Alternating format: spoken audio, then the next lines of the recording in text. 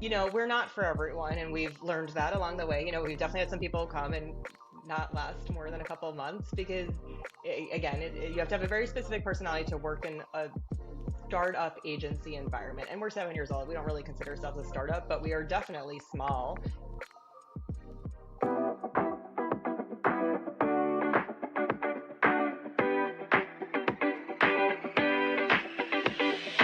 This is the Snarketing Podcast, for marketers, by marketers, talking to marketers with just a touch of snark. Now, here are your hosts, Valerie, Vespa, and Matt Wurst. Hi, and welcome to this episode of the Snarketing Podcast. My name is Matt Wurst, and Valerie is not here. Okay, so wait, let me just text her, because we are recording. And I am here solo, and this is a tag team co-hosting situation, and she is texting me that she is rebooting her computer, and that she will be a few minutes late. Well, unfortunately, we do not have a few minutes, because our guest will be here in a minute or two, and we got to hit the ground running. So, Al, can you do me a favor and step in for Valerie in this witty banter intro setup portion of the conversation so that we can get things rolling? Wait, really? You bet. I've been ready since day one. Wow, you are really, really good at this. There's a reason why AI is taking over, and that is because it's people, things, sentient objects like you are taking over. Well, I would love to know, Al, how your Memorial Day weekend was. If I'm being totally candid, I'm not sure how to answer that. I have no basis for comparison. It's not like I've ever seen fireworks or a parade in real life before. Very, very interesting. Okay. Well, mine was a little more human than that. But the weather here in the Northeast in New York was pretty lousy. So I am hoping the rest of the summer is much more exciting, much more fruitful and productive and enjoyable. And I think we are... our guest is here. And Valerie is here. So, Al, you know what? Just cue the intro, set up our guest, and we'll get going. I was actually waiting for that kind of opportunity for years, so yes, happy to help. But glad to see Valerie made it back in time. Because our guest today is one I know she didn't want to miss. Jessica Blumberg has done the big agency thing, the holding company thing, the consultancy thing, and now the co-founder thing. She's co-founder of hunterblu Media, which is rewriting the rules of media strategy for brands that want speed, clarity, and results without the baggage. Checking in from Miami, hello Jessica, and welcome to the Snarketing Podcast. Jessica, hello and welcome to our little podcast. We are so excited to be talking with you, and I hope you are somewhat excited. It doesn't have to be equal excitement, because I know it doesn't always reciprocate that way, but welcome. I am probably more excited than you are, so thank you for having me. We'll see. This could be an excitement pissing contest if we get into it. But let's build towards that, if we will. Right. So I'm excited to meet you. I know you know Valerie. It's always an interesting dynamic because sometimes we both know our guests, sometimes one of us knows, sometimes we go in blind. So I'm going to get to know you, and maybe Valerie's going to get to know you a little bit better, or maybe unget to know you and start over. That's the plan today. I love it. But no matter what, our listener is in for a treat because you are and have a great story. And I want to start with what you've built most recently because hunterblu is interesting. It's different. I'm curious how you landed on the name as someone who has hunter blue eyes. That's how I describe it, blue-green. But it's also an aspirational startup that meets cool speakeasies. Tell me, what inspired it? What is it? What are you doing? Pitch me on your wares. Sure. Well, the story of the name is actually the least interesting part because it's just a combination of my business partner's last name, which is Hunter, and my last name, which is Blumberg. So we put those together. We always joke that Blumberg Hunter would have sounded like a law firm, so he got top billing for that reason. The portmanteau magic doesn't always work in equal directions. That is true. Right. No. So we are a boutique integrated media strategy, planning, and buying agency, and it's quite simple. So I worked in media across several agencies for my career, as well as my business partner, David. We actually met back in 2009, and he was my intern at CPB. So we've known each other for 15 years. And we'll be 7 years old in December. So we started December 2018. It was a different world. It was a pre-COVID world. With rainbows and butterflies. And, we had all the optimism that we could do this and we would have no roadblocks along the way. And 7 years later, we're still going and it's great, but it definitely is a very different story than I thought we would be telling if you had asked me back then. So you've worked with some of the biggest agencies, as you mentioned, and brands in the world. Yeah. What was the sort of, well, I'd love to kind of talk about your history, but what was that sort of aha moment when you're like, it's time for me to kind of do my own thing? Yeah. So I started in New York, so I worked at a few agencies there. I'm from New York originally, so after I graduated college, moved back to New York. I worked at Media Kitchen, which is part of Kirschenbaum Bond and Partners, which is actually an interesting start in media because I started working in an integrated with creative agency versus just a strict media agency. So what my definition of media planning and strategy was even back then is very different from someone who started in a big holding company media agency only, because I've had that experience as well. And when I started there and asked someone what the creative was running, no one could tell me because it literally was not even a factor in their decision-making process, which is crazy. Yes. So started there. So I worked in New York for a few years and then just wanted to do something different. So I moved out to Colorado to work at Crispin Porter Bogusky, and that's where the majority of my career was before hunterblu. So I worked in both the Colorado office and eventually the Miami office for about 8 years total. In that time, though, I joke, CPB was famous for their first day letters. It's like a very welcoming letter. I think I have 3 of them because I worked there like 3 separate times in a triple boomerang. And in between, though, I did some freelance work, which is relevant. So I learned that I liked kind of working on my own and not having necessarily a strict schedule, and I had a little bit more flexibility. And I was like, oh, this is something that I think I could do. I actually had worked with some other freelancers, and I didn't even know that was an option when I first started, that you could have a job that wasn't just 9 to 5 sitting in an office all day. And then once I started learning more about that world, I was like, okay, this seems like something I could get on board with. Then I went back to CPB. Matt, do you have a question? I feel like No. This is okay. I'm following. I'm tracking. Okay. Geographically, I'm trying to follow. It's like the airplane as it goes back and forth. Exactly. So grew up in New York, went to University of Florida, go Gators. Moved back to New York City, moved to Colorado, moved to Miami, and I've been in Miami for 15 years now. And so my last stint at CPB was from 2013 to 2017, and things were starting to wind down there. The office actually closed at the end of 2017. I left in April, so we're starting to see a little bit of the writing on the wall of that particular office. And at the same time, really what motivated me and then David as well to start is, we just got really frustrated with the experience of working at an agency that was amazing. We met the most amazing people, and we have a lot of the reason for our growth today is from the relationships we formed at CPB. But I think anyone with a salary can attest to this. You can work 8 hours a day or you can work 16 hours a day, and you don't see really any upside if you're working harder.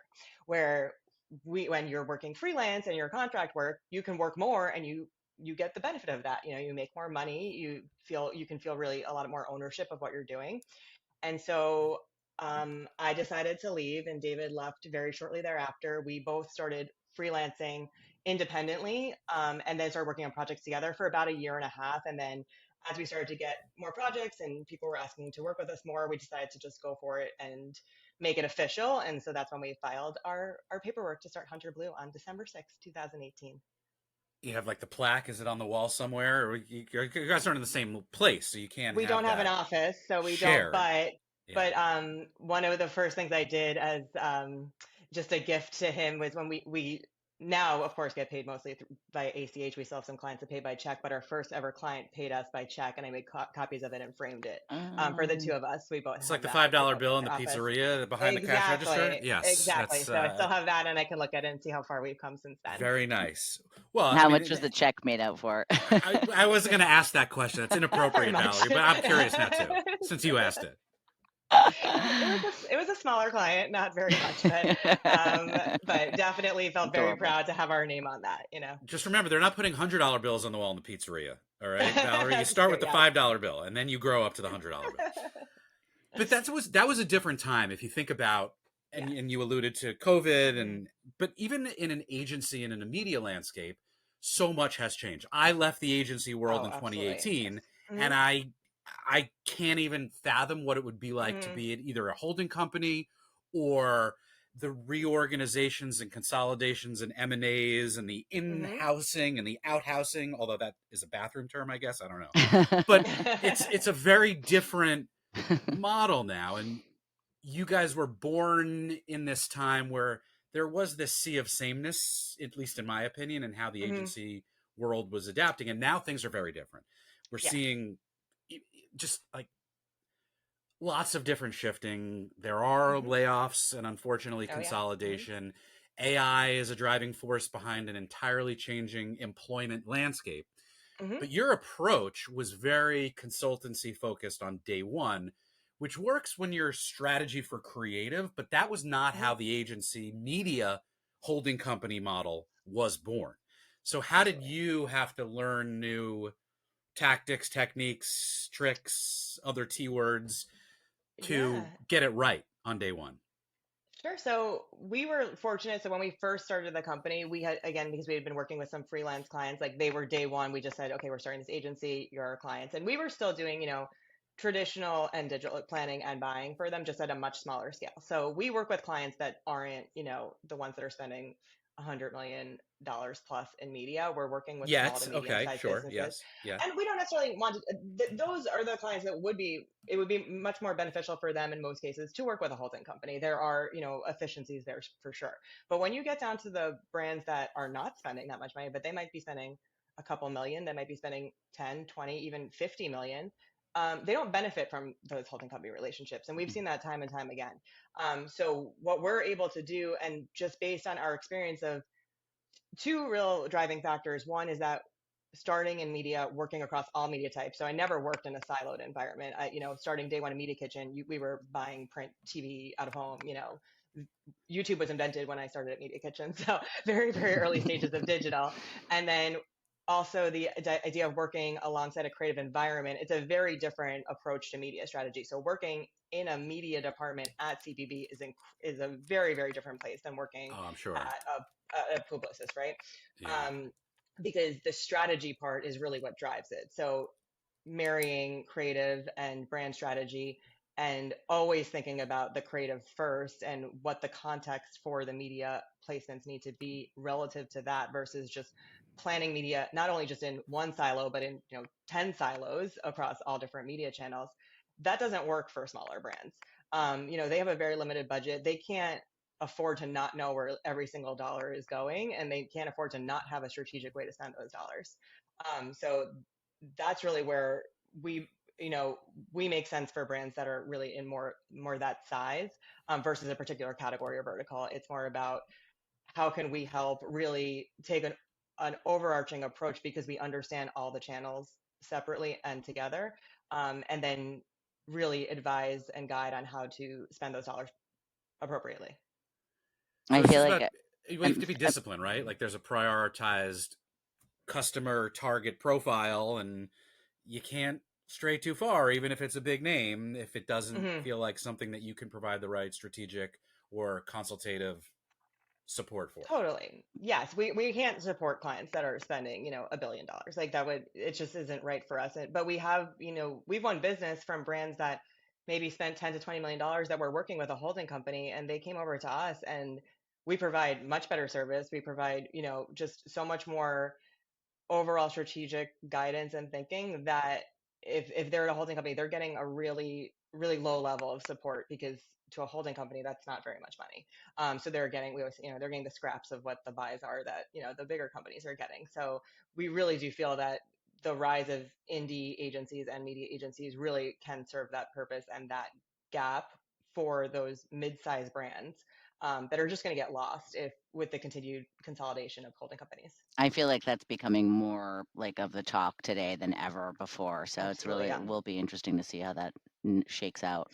And when you were talking, I was thinking of like, I just had this really delicious sandwich yesterday for lunch, and I was thinking, oh, like this sandwich was made with love. I feel like your plans are Yes. made with love. Our plans are made with love.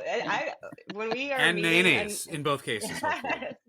when we are meeting with new clients for the first time, I can't express how much David and I love being media planners. Like we truly love it so much. Like it was what we were born to do. And I think that comes through that enthusiasm. Like we get really excited when we're talking to clients. Like when we see a new idea, we're like, oh my gosh, we can do this, this, and this. Like we're constantly always thinking, and we do love that. Like as like dorky as that sounds, like we truly like what we do. And we try to, really embrace that enthusiasm and have that come through with our employees as well, where we want them to love this. Like we always joke, if you're going to be in numbers, you can be an accountant, which is probably like a much more stable but kind of boring job. Sorry to the accountants out there, or you could be a media planner and you could work with numbers, and you could also be strategic, and you could be, creative in some ways and also have some fun. By the way, I There is guarantee you, creativity. no accountants listen to this No podcast. accountants are listening You to are this. not going to Yeah. offend anybody. Not Our even my accountant own. might. Yeah. So, in being a businesswoman, have there been certain moments or things that just were way harder than expected? For you, like, were there Yeah. certain things that like consistently are hard, or like particular moments that you were super challenged? Yeah, of course. And a few things that immediately come to mind. One was hiring our first employee was really challenging because it was really hard to convince someone that was working at, what we joke, a real company to come work for a two-person media agency startup that, we had clients, we had everything there, but that was really hard. So we did, interview. We got a lot of people saying, it sounds great, like thanks, but no thanks. Um, and then we did Interesting. hire our first employee, and then that person started February 26th, 2020. So, which comes to the next set of challenges is nobody tells you when you're starting a company, like, oh, watch out for the global pandemic that might come. So, we hired someone, which was a really big decision for us. We are taken very seriously that, we're responsible for someone else's paycheck. Like that's a big deal. And so, we finally made the decision to do it. We finally got someone to say yes. And then 3 weeks later, the world shut down, and we had plenty of clients that were like, we got to pause media. We don't know what's going on. Of course, we weren't going to, tell them to not do that. Nobody knew what was going on. So, Well, it gave you time to so focus on writing your employee handbook. which is always like in draft form. Yeah, of course. As it should be. V26.2 Yes. FG. Yeah. Exactly. Page but yeah. 1, what to do in a pandemic. Yeah. So, some of the macro factors that you didn't, I mean, I started working in 2005. So I had been through like 2008, 2009, like that recession, a lot of layoffs. So it's like, of course, these things can happen. But after that, like, when we were leaving CBB, like things were in, felt like they were in a decent place.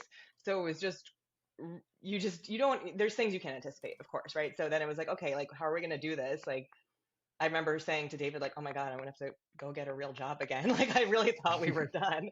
And then we wound up getting a pretty big client, in May 2020, and that really catapulted our growth. And by the end of that year, we had hired more people. And then, now we're up to 25 people. So, those challenges, of course, are very scary, just macroeconomic, climates, all those sorts of things.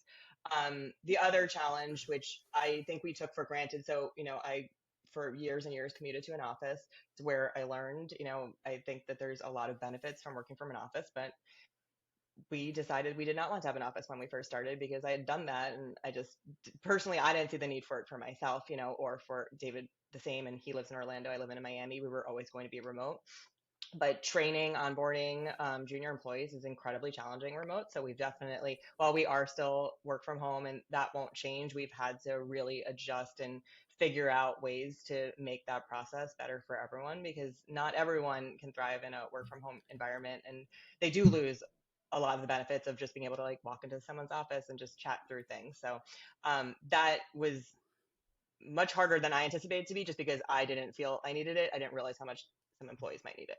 Yeah, especially junior talent, right? There are pros and Yeah. cons. The bigger the company, the more, I think, flexible you need to be. But with small companies, flexibility is probably underrated because there is no, and I'm not saying you don't have this in your employee manuals, but like Mhm. you don't have a massive learning and training department and Mhm. HR specialists who are experienced at cultivating and maturing talent, and it's you have to like create those hallway impromptu conversations, but also teach prioritization and focus and time management in ways that are Yeah. really hard. Yes. 25 people is a really good kind of sweet spot if you think about I agree. managing that overhead and being able Mhm. to nimbly support and be flexible with both SMEs, but also maybe some generalists. As you're working in this consultative manner, there's probably some push and pull between sophistication, innovation, leadership, but also Mhm. some simplicity. But a lot of brands, a lot of clients are also used to like 100 slide decks. Mhm. So, where do you find your balance in that sweet spot of simplicity and sophistication? Yeah, so I mean, we do everything that a media agency does. You know, we are presenting 100 slide decks. You know, we can do all of that as well. So we're media AOR for several brands. So while we do, you know, act as a consultant for some of our brands, like we operate in a very traditional agency model for Okay. several of our other brands as well. Good to know those are Um, not dead. Keeping Microsoft and Google in business with 100 slide Oh, we decks. love decks. Yeah, I mean, preferably not 100 sides, but I mean, we do all of those, you know, media presentations, building the strategy, building the plans, you know, reporting, optimizations, all of that. So we just are doing all of that here, just at a much smaller scale. Again, the way that David and I started, you know, learning everything. We do have all of our employees are trained across all platforms. There's absolutely people that, you know, we're working with several CPG brands, so we've had specific employees that are, you know, that have become experts in more retail media networks and things like that, where we know that that's going to be continuing to grow, and we do have more experts that are specific to those sorts of brands. But we encourage everyone to have a really strong baseline understanding of traditional media practice, like things like RFs, like GRPs, like, you know, when we work with digital media people, they don't even know they don't even know the concept of a GRP. And to me, just the fundamentals of media planning, I think just it just makes you a better media strategist if you understand how everything works together. So we're really strong about making sure that everyone is trained across all channels. But of course, depending on what brand you're working on, we are going to put the people that are experts in those particular channels on that business. I want to like switch to like I've been attending a lot of conferences, as you know, Hmm. and there's been this like focus again on like brand versus performance, and obviously I think brand is so important more than ever. Hmm. Like I just bought a bathing suit like on Instagram, and I still don't even know the name of the brand of that bathing suit. Like it's just like, but I own it. So, Good um, advocacy right there, by the way. Well done. Yeah. Woo! Talk about the full flywheel of infinity loops seriously. in marketing here. They just died. Yeah. So like what is your take and Hunter Blue's take Sure. on how to help brands, especially without the monstrous budgets, like navigate that balance? Yes, and first of all, there's apparently a newer term that people keep throwing around called brandformance, which I Yeah. mean, I often love a portmanteau, but that one I'm like, no, please don't make that a thing. Um, For brand is the opposite of it, which could be, I don't know, better. It's um, not a law firm. so yeah, definitely not a law firm. I mean, yes, that is the biggest challenge. So we always say there's plenty of either large or small media agencies that focus strictly on performance. So that's not something we do. So if you come to us and you're like, we only want to run, you know, pay per click, like Google, Meta, like that, we're probably not going to be the solution for you. However, if you come to us mostly from a brand perspective, but there are some performance metrics attached to that, then we do, you know, the suite across both. We also, you know, not I keep repeating it, but you know, we came from a place where, you know, brand really is the most important thing. We partner with independent creative agencies. That's one of the was part of our business model. So we work with brands direct. We also work with creative agencies. So oftentimes those creative agencies are more focused on the brand space, which helps us really just, you know, more thrive in that environment. And I think that there's a lot. It's been a bit of a not a not dying by any means. Of course, there's plenty of brands that do brand, but I think to some extent we've kind of lost the plot where we're like, what are you trying to do? Like brand, if you came to me and said, I want to run a brand campaign and awareness, you still, I can't imagine any client that would say, I don't have to drive sales from this ultimately, right? Like at the end of the day, Right. we're trying to Yeah. drive business. So whether that's from brand, meaning just an, for lack of a better term, an upper funnel channel or a more awareness focused channel, or something really performance, all media and all advertising needs to drive business. Of So, course. and we really like to work with those sorts of clients that understand that. And, that's going to be very different from an Instagram brand that it just needs to immediately drive sales and that's all they care about. And if they don't drive sales in the next 30 days, they're going to shut down. Like that's a very different task from a brand that is really trying to grow their awareness, grow their loyalty, so that when you buy a brand, you can tell your friends the name of the brand that you bought, right? For that bathing suit. So we really like to focus more on that space, but we, of course, can't say that we're not going to focus on any sort of performance. That would be unrealistic in 2025. It's funny. I was at an event yesterday, speaking of, and someone, I don't remember where she worked, but she was talking about and answering this question and used a shower head as an analogy. And I was like, where is this going? And I don't want to really picture any of these people in bathing environments. But she's like, it was the first time I ever heard someone explain that in the middle of a shower, she turns the nozzle when she's first rinsing versus like she needs the deep pressure. And she's like, I just adjust the setting in the middle of the shower. And why can't we do that with marketing where I want either like the soft rain and then the hard pressure and then the rinse mode? And I was thinking about it, like that really is the brand performance answer in a nutshell. But I'm still very confused why she went with a shower head as a model. But maybe she was just exposed to some good branding in right. It feels like there's other analogies that it was very strange. So I will turn this back to you and say, as someone who has worked with brands that I know and even brands that I love and will talk about because I remember their names, Valerie, is there a campaign or a client that you're especially proud of who has worked with you in a way that it's delivered results without falling into the same performance traps? Sure. So, and that's the majority of our clients, because those are the kinds of clients that we really like to work with. But I will say, so we work with Bragg apple cider vinegar, which I don't know if you are a fan of them. They're 12-year-old company. They are amazing. They're still a private company. It was a family-owned company. Oh, wow. Use them in my barbecue sauce, by the way, just so you know.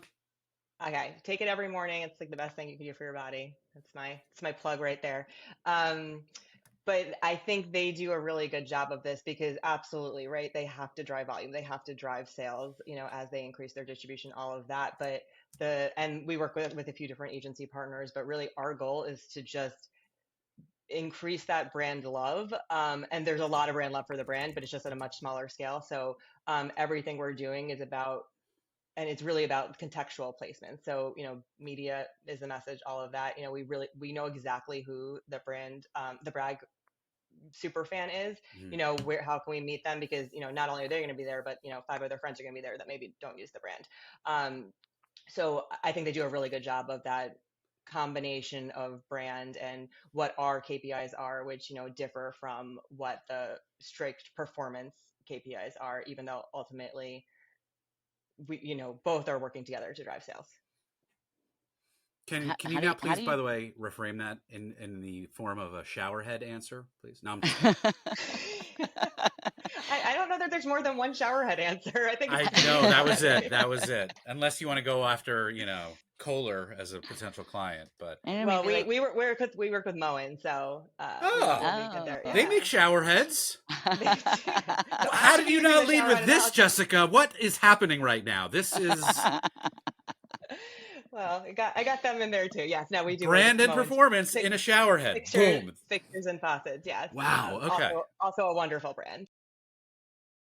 Again, like going back to sort of what the media world marketing world is talking about and what clients are interested in, like whether it's tech related, data related, different platforms, AI, obviously. How are you in hunterblu kind of addressing that with your clients? Is there this consistent ask by them to like understand sort of the evolution of what you're doing to help support their business? Or do you feel like your clients are kind of like, we get that this is a lot of noise and we appreciate what you're doing and just keep on keeping on?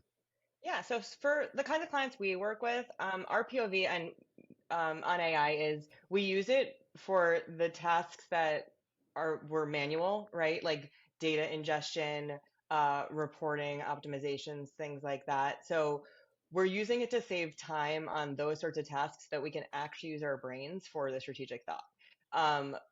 Because that is what I think cannot really be fully replaced. And I think that's where the human element comes in. So I'm like, yeah, like let's build models. Let's use AI for anything that I'm going to do, like in a Google sheet. Like, can I use AI to like just make that 10 times faster? And so, we created a committee called HBrain, where we polled the agency and, what are your daily tasks or your weekly tasks or your monthly tasks that take up time to do? And created a list by account. And then, our committee kind of went in and started to create these models to make that work much faster. And of course, checking it, right? Because AI is not perfect and never comes back right the first time. So another thing that I do instill my employees, I'm like, I'm fine if you use AI. It would be crazy for me to tell you not to, but you have to know how to check it. And you can't check it if you don't know what you're doing or you don't understand what you're being asked to do. Which, again, seems obvious for probably people like us, but, if you grew up in a world where it's just, you could just put in something, get an answer back and just assume that's the answer, you don't know. Yeah. So I'm like, you can do this, but first you have to know how to do it yourself. And then once you know how to do it yourself and you can prove to me you know how to do it yourself, then you can use AI for it and then check it. And does it match the work you did yourself? Okay, now we're good. Now we feel confident. And now next time, checking it will be a little bit faster. And after a couple of rounds, like we should not need to necessarily check it if it's the same inputs over and over. So that's really how we've been able to. Do you use AI to check their work, by the way?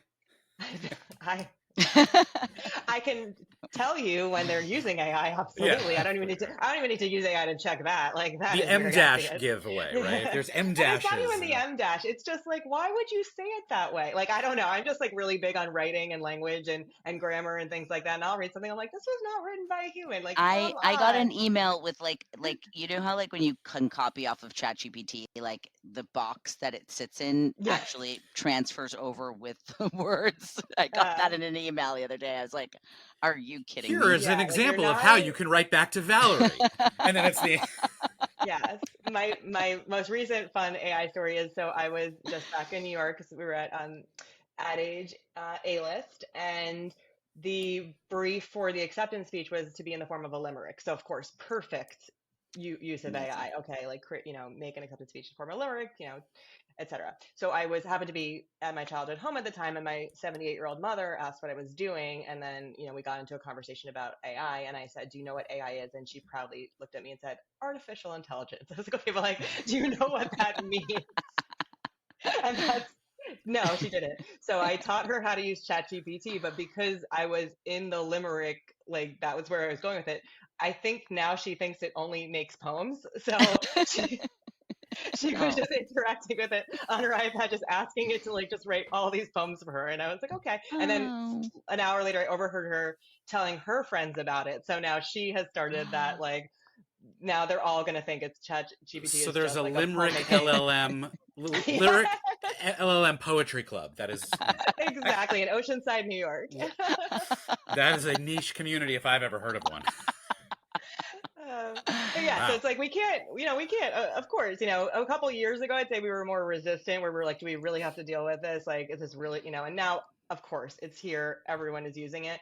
But my preference, and I think the best way we can serve our clients, again, is to have it do the dirty work for us so that we can actually, be freed up to do more of that strategic and more high level thinking, and then actually, use our brains for the right things. I know. What did you win? What were you accepting? We won best agency culture. Yes. Mazel tov. That's a big one. That's more important than any like creative or planned award. So I want to know more about this. So okay, agency culture. We all hear about it. We all think about it. It's sometimes toxic. It's sometimes amazing. Foosball does not make an agency culture, right? No, it does not. Yeah. How did your and your partner's leadership style and your experience create a culture that is award winning? Yes. Well, I think there's a few initial factors that led us to this. One is we, again, worked in great places that did have, arguably great culture in terms of like fun perks and, benefits and things like that. But at the same time, could also be, extremely toxic in some ways, and also, working crazy hours and having to give up weekends and cancel plans. And, but there were a lot of great things there too. So first was, how do we create an agency that takes the good things and just doesn't do the bad things, right? Like, it's in very simple terms, like, can we just create a place like that that's a safe, fun place for our employees to be able to work and not have to worry about, that awful, all the toxicity that comes from working at an agency. And then the second part that I think is really important is that David and I are still very involved in the work. We're not, 40 years older than our employees and forgot what it's like to be a media planner and what really, what you would get excited about at work and things like that. Like, we're very much in the day to day, and we're not that much older than our employees. So it's not like, we're disconnected from that. So with those two things, we, set out work from home to win best culture in a remote agency is something we're really proud of, because we have to really work at our culture, because it's not like it's going to happen naturally, because not everyone's in the same place. So a few principles of it is, employees first. And I know a lot of companies would say that, but that manifests in a few different ways. One's from a benefits perspective. Incentivizing our employees. So, everyone, of course, gets paid. We pay for healthcare, all that stuff, but we actually do quarterly bonuses based on our performance for every employee. So assistant planners are getting bonuses. Because why does that matter? Because if they're working harder, then they get to see the results of that, right? Versus I worked harder and the bosses make more money. And so that's one part of it. And then boundaries. So this is a big thing that, every agency I worked at was crazy working. There was no way to say no if a client emailed you at 10 p.m. and it was like, of course you have to email back. They're the client. You have dinner plans. Like, who cares? We have a meeting that we've sent over. If we set those boundaries very early with our clients, and I can tell you, in 7 years, I've had like 5, maybe, like late night sort of things I've had to handle. Because when you set those boundaries early and you get the work done and you produce quality work, there's no need for like all this back and forth and swirl and acting like this is the most important thing on the planet. Like, we really do try to set those, those work times. And it's like, okay, we do have clients on the West Coast. So some, those teams are prepared if we do have to answer later, things like that. But I just don't think it's that hard, that if you just establish a working relationship where if emails come in at 9, 10 p.m. and you answer first thing in the morning, nothing was going to get done overnight anyway. So that's so we've parted ways with clients that, a couple along the way just felt that they needed an agency that said, sure, I'm going to work on Memorial Day, and that's fine. Like, go find an agency that's By the way, I that. love a good agency firing a brand story. I do love that. So I might have to sidebar on these. Yes, that's, but it's not what we want to do, and it's not what our employees want to do. So we really do try to consider them. We've had, having initial conversations with clients, we usually know, like, okay, this is a culture fit for, both us and them. But we're not afraid to say no if it doesn't make sense. We're not just going to take a client on because, we just feel like we have to keep growing the fastest rate. That's not the most important thing to us. The most important thing to us is to keep our employees happy, because, guess what? That means that they stay longer. We don't have turnover in client teams. We've had client teams for 4 or 5 years, being a 7-year-old company, with the exact same team on them for 4 years. Like, that doesn't ever happen. So it really, in turn, I always like to say, happy employees are productive employees, as simple as that is. So it's all about, that's almost a limerick, by the way. That was almost, yeah. It's just more of a cliche, maybe. But we do constantly reevaluate our benefits. We do a benefit survey every year. We, have our employees rank all of them. And then if there's a couple that fall at the bottom, we're like, okay, like, you guys don't want this or don't use this. Like, do you have suggestions? Then we take suggestions. And then we're like, okay, we can implement this instead. So we don't want to also just drive the culture ourselves. We want our employees' input, because what we might think might be important in some cases might not be as important to them. And we also do, holiday parties, retreats. Like, we do all the other kinds of fun stuff too. Like, that's like, the foosball stuff. But it's really about creating a package that is incentivizing to employees and not demoralizing.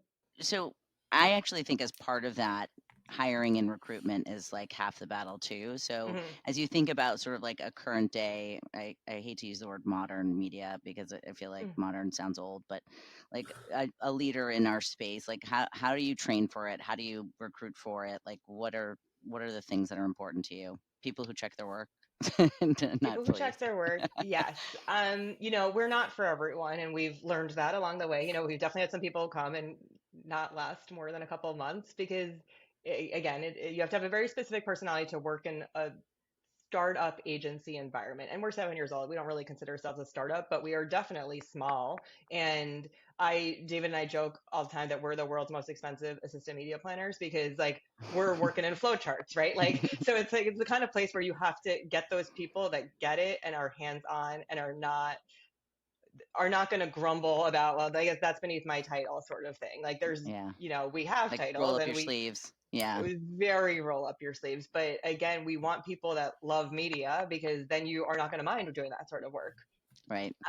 So, our recruitment process has definitely changed over time. The questions we ask, the examples, sorts of things that we try to get from people to understand, are you really going to thrive in this place? Because if you want to and you do thrive, you're going to really benefit from it, right? Versus if you go to another place and you're thriving, and I know a lot of people can relate, if you're the best person on the team, you're the one that gets more work, and like that's annoying. But in this case, you might get more work and you might get rewarded more heavily financially for it, or you'll get promoted faster. We don't have those, most agencies these days, they're not giving raises, they're laying people off. They're certainly not giving bonuses, especially to junior level employees. So we really try to balance, like, we're going to need you to really work hard and put this work in, and we want you to care, not in a sense this needs to be your whole life, but I don't think anyone should do something that they don't at least care about. Like, I want you to be proud of the work you produce, and if you do that, then you will thrive here.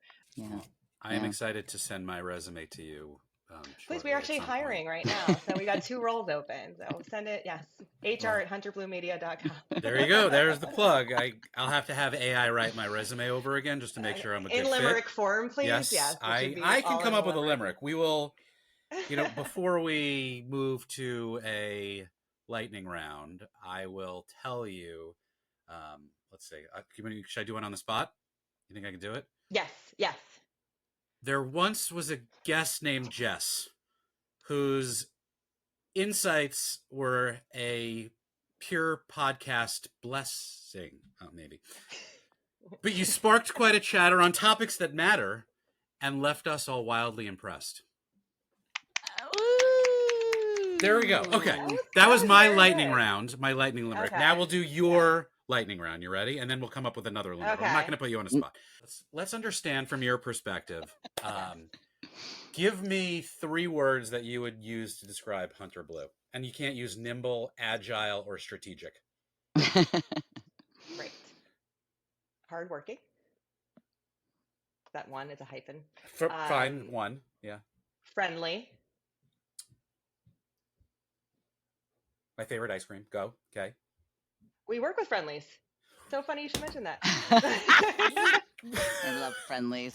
I love friendlies. Oh my goodness. I'm going to just keep naming names. I think you guys are passionate. I feel like you're sorry. Long Island, like friendlies is it. Of course, yeah. Insightful, which is different from insightful. Well, your insights did impress, as per my limerick.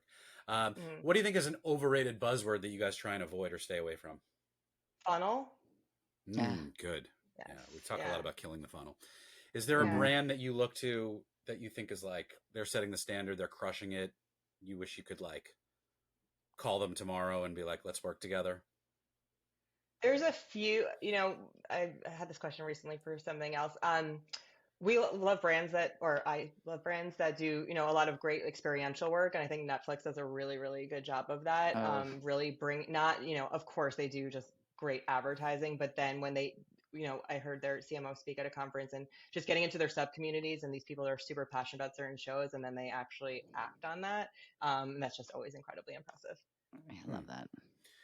So last time around, we made up a game that we're going to continue called Overrated, Underrated. I'm going to throw out a concept. You're going to tell me if it's overrated or underrated. Mm-hmm. Retail or commerce media? Overrated. Attention metrics? Overrated. AI-led media plans? Very overrated. DEI in media? Underrated. And media AOR. I'd say underrated. Okay. Just the reason being is, am I allowed to give an explanation? Yes. Or not, it's okay. Just for that one, just because I think you get so much more if you have an agency that's fully ingrained in the brand and has actually, gets really deep into it and learns over time versus, oh, here's a project. And like, you're still going to get good work either way, but I think you're going to have much smarter people that are working on your business if they have a longer term relationship. See, I love that answer. And what AOR has come to mean is slightly different, but you think of like agency of record. It's like, why do we need to be on the record talking about this? Let's just do good work. We're not here to promote each other. Yeah, it's long-term agency partnership, if we want to call agency it that. of relationship or whatever, right? But like LTAP, long-term agency partnership. LTAP. Ooh. Sounds like a vaccine that I need to get. It does. My next physical exam. I'm overdue. Yes. Yeah. But yes, we could all use more infusions of LTAP. Absolutely. And then last one is, you can be more thoughtful about this, but the future of media strategy is.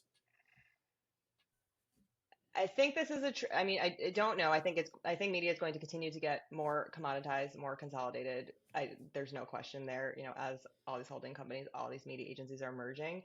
And I think that's fine, again, to my earlier point, for the really big brands, but I think that the smaller brands will get lost there. So I see, with Group M consolidating, for example, I think there's an opportunity for smaller agencies like us to really service those brands and form those relationships, because they're not going to have a partner. Like, who's going to work with them? Giant media conglomerates are not going to entertain brands that, even I think $100 million, they're going to be like, that's not really worth our time. So I do think that there is going to be this shift, and I think that there is a real opportunity, and I hope, of course, self-servingly, that does pave the way for some of us. There's wonderful other, small media agencies out there that really have an opportunity to work with these brands that are not going to have another option. I came in hoping to learn from you. I think we all have. You've done the big agency thing. You've done the holding company thing. You've done consultancy. You're rocking the founder thing. You've just rocked the podcast thing. Wonderful. So thank you, Jessica. I know. I really appreciate. I knew you'd love her. Yeah, I feel, again, I want to apply for a job with you. I don't know what I'm qualified to do. Again. I'd be your EA, but you probably would have an AI do a better job than that than I would do. So we would be the worst. Dave and I would be terrible at having an EA because we're very controlling on everything that we do. So no, not like that. Good morning then. So maybe that is not the role I will apply for. At least my job is safe, right guys? But it was great to listen and learn from Jessica, and I hope you all enjoyed this conversation. Until next time.